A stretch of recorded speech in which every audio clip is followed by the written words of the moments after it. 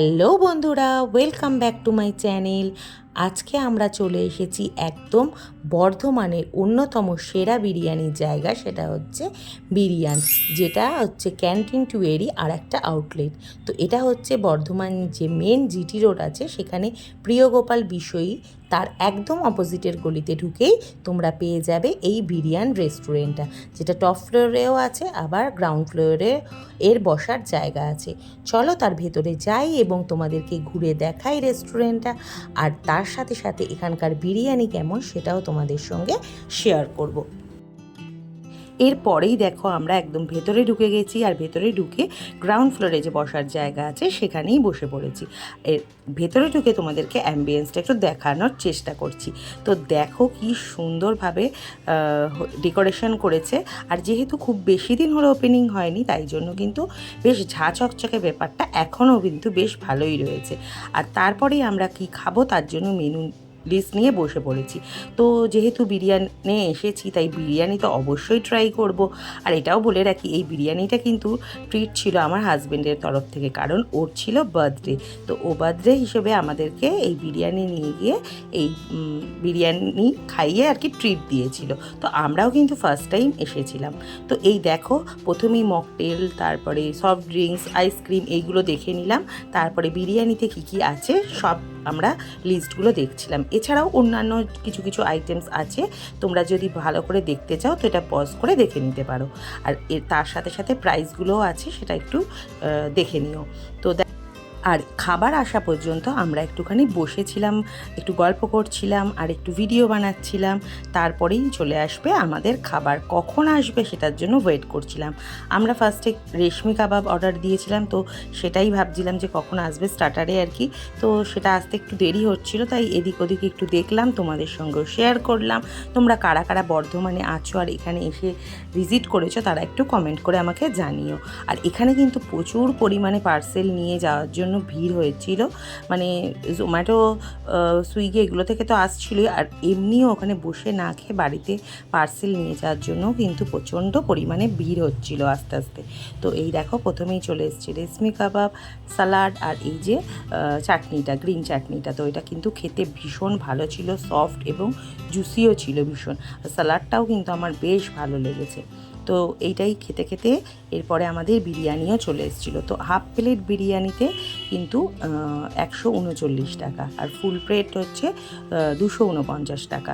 তো প্রথমেই দেখো, আমরা যেহেতু 3 জনে গেছিলাম, তাই জন্য একটা ফুল প্লেট আর একটা হাফ প্লেট নিয়েছিলাম, কারণ আমার ছেলে কোনো সময়ই হাফ প্লেট তো খেতেই পারে না, তাই জন্য আলাদা করে ওর জন্য আমরা হাফ প্লেট নিয়ে নিই। ওটাই আমরা শেয়ার করে খেয়েছি, কারণ প্রতিবারই আমাদের নইলে নষ্ট হয়। তাও আমার ছেলে ঠিকঠাকভাবে পুরো খেতে পারেনি, এই জন্য আমরা 1.5 প্লেট নিয়েছিলাম।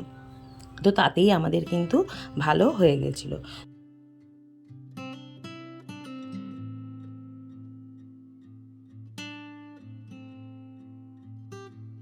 এই দেখো, চলে এসেছে আমাদের বিরিয়ানি। তো এটাই হচ্ছে এখানকার স্পেশাল। তো তাই জন্য চলো টেস্ট করে দেখা যাক কেমন। তো এই দেখো, এইটা হচ্ছে হাফ প্লেট যে বিরিয়ানিটা ছিল সেইটা, তাতে একটা এরকম বড় সাইজের আলু, একটা চিকেন, আর একটা ছোট্ট চিকেন ছিল, একদম ছোটই। তো এইটা ছিল এর পরিমাণটা। আর এটা হচ্ছে ফুল প্লেট, যেটাতে ওর বাবা আর আমার ছেলে আর কি দুজন মিলে একটু শেয়ার করে খেয়েছে। তো আমার ছেলে তো একদমই অল্প সামান্য খায়, খুবই কম খাওয়া ওর। তো এই দেখো, এবার খেয়েছি, মানে বিরিয়ানির রাইসটা কিন্তু ভীষণ ঝরঝরে ছিল, আর খেতেও কিন্তু টেস্টি ছিল। খুব যে তেল মশলা ছিল তা নয়, বেশ ভালো ছিল। তো চলো খাওয়াটা এনজয় করি। তোমরা দেখতে থাকো ভিডিওটা এবং সাথে থাকো।